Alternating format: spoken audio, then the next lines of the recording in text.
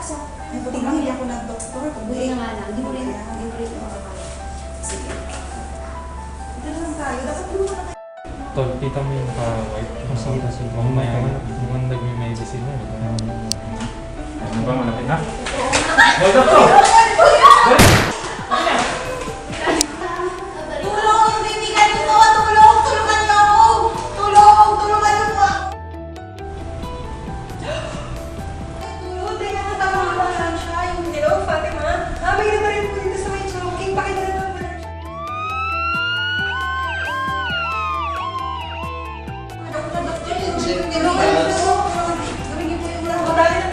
Ano ka lang po sa lower abdomen, bigay progressive. Tara, lagyan natin sa ano. Dala natin sa hospital. Post.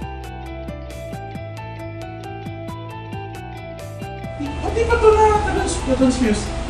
Ano, 400cc RBC. Tara, bilisan mo.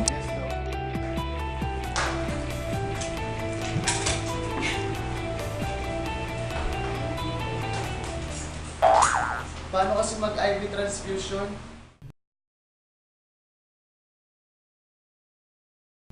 A cannula is a small plastic tube which is inserted into and left in a vein using a needle and is used for delivering intravenous fluids and drugs to patients. It composes of the cannula itself, which has a cover over the needle and often has wings to the side to help secure it. There's a needle which fits inside the cannula that is used to introduce the cannula and is then removed. There's a bung which is fitted onto the end of the cannula after it's inserted to stop blood leaking out, but we're going to show you how to cap it off using a separate needleless bung system called an octopus, which is an extension line and is commonly used in practice.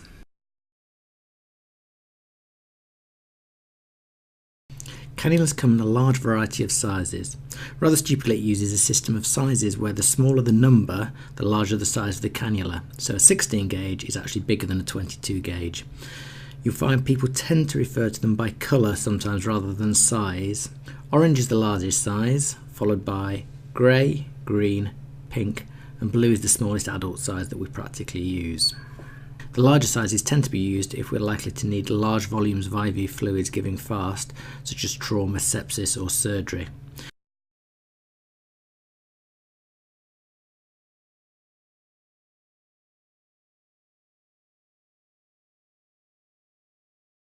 When the needle tip inside the cannula pierces the vein, blood will flow down the hollow needle and appear in the flash chamber.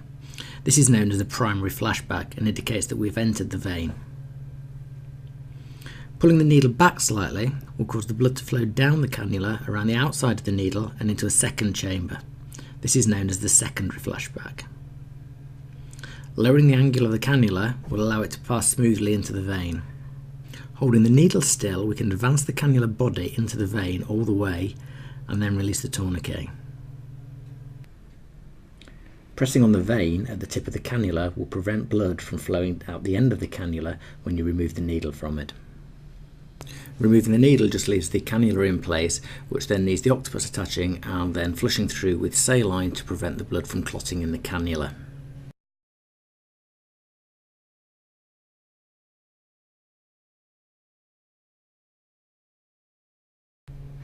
Complications of cannulation include missing completely. I won't recommend more than 2 attempts at inserting a cannula as a medical student, as both your confidence and the confidence of the patient in you will begin to dwindle. Blowing the vein is another risk, where you go through the other side of the vein, usually given away by a bubble of blood which appears under the skin. A more serious complication is infection of the site, known as phlebitis. We do the best we can to limit the risk of this by using a technique called ANTT, or aseptic non-touch technique, more of which in a moment. But effectively it means we don't handle any part of the device that we're going to stick into the patient. We also review cannulas after 72 hours and consider removing or replacing them. We use a special occlusive dressing on the cannula which allows us to observe the puncture site closely. We use other devices like the octopus, which limits the movement of the cannula and therefore also reduces the risk.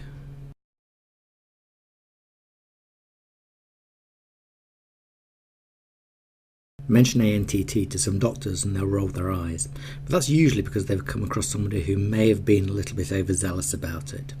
The principles behind it are actually very sound. There are certain parts on devices that will be inserted into the patient's bloodstream. There will be parts on other devices that will be attached to these parts. If these parts get contaminated, then there is a higher risk of the patient developing an infection. Therefore, don't touch these parts and don't let anything else that's not sterile touch them. It's all fairly logical. These parts are known as key parts, and on the cannula they would be the length of the cannula up to the main body and the needle, as both will be entering the vein directly. The flushing port, as anything injected in here will be pushed into the patient's bloodstream.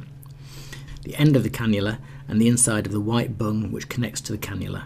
All of these are covered when you take the cannula out of the packaging. For the flush, it will be the ports where the needle and the syringe meet, and the needle itself once the cover is removed. Once the top is broken off the saline, it's also the inside of the saline vial.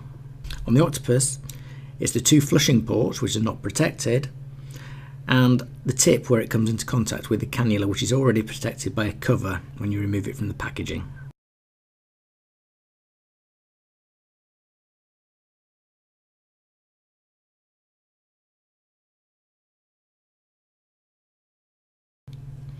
Before inserting the cannula, as with anything to do with patients, we should introduce ourselves, explain who we are and what we'd like to do and why we need to do it, the risks versus the benefits, and gain their verbal consent for us to undertake the procedure. It's absolutely vital that we also check that we have the correct patient by confirming their name and date of birth verbally, along with a hospital number on the name band. This may seem like overkill, but mistakes do happen all too frequently, and we should do as much as practically possible to eliminate the risk. I always check which is the patient's non-dominant hand and use that if I possibly can, as it's more convenient for the patient and reduces the chance of the cannula getting pulled out accidentally as the patient moves around. For routine cannulas, as opposed to emergencies, we usually insert as distally as possible, using the veins in the dorsum of the hand first. And the rationale for this is that we can then continue to move more proximally to the cephalic vein or antecubital fossa if we need to change cannulas. Wash your hands and inspect your proposed site. Do they look like and feel like good veins?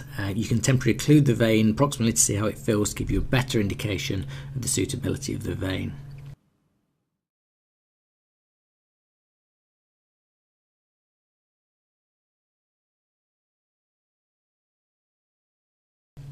Once you've selected your vein, go to the preparation area and prep your kit. Gather the equipment that you're going to need. A tray to put everything in, referred to as the ANTT tray. Something to clean the tray with. A cannula of an appropriate size. I usually take a couple in case I miss. A cannula dressing. Something to clean the skin with. A ChloraPrep Frep, which is a chlorhexidine-based wipe. Some gauze, which is useful for mopping up blood in the remote chance of messing things up. A saline flush, and you'll need to check this with somebody first before delivering it to your patient. A syringe to draw the flush up with, and a needle to draw that up with as well. Now, whilst on the subject of this, you will see people drawing the flush up directly using the syringe with no needle on the end of it, like you can see on the screen now. This is actually considered poor practice and therefore shouldn't be done. Then you'll need a second needle or needleless bung, which is what we're going to use in this case, a disposable tourniquet, a sharp spin, an apron, and a couple of pairs of disposable non-sterile gloves. You'll also need. We see our target. Next thing is a lidocaine. Okay, this is just a 30 gauge needle. If you're good at this, you won't even feel it. Okay.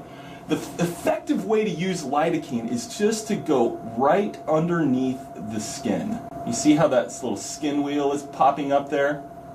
That's effective lidocaine. Did that burn? No. So you didn't even feel it because we just went right underneath the skin, okay? So I'm going to hold traction in that direction, gets my thumb out of the way, and I'm going to hold counter traction in that direction, okay? I see where my vein is. Next thing I'm going to do is I'm going to go in 100% parallel. So I'm going to go in here until I get a flash. There's my flash of blood. I'm going to advance this just a little bit.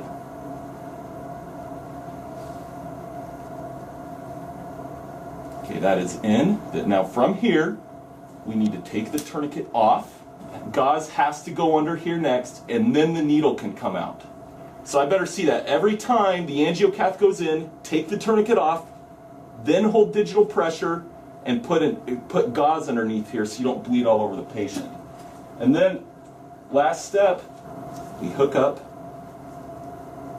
Look, and now I was able to get that IV in without bleeding everywhere. And then we just secure this sucker into place, okay, with a tegaderm.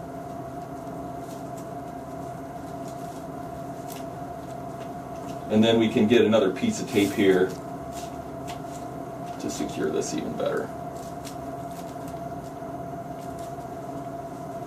All right, let's see the student's demonstration. Alam ko na.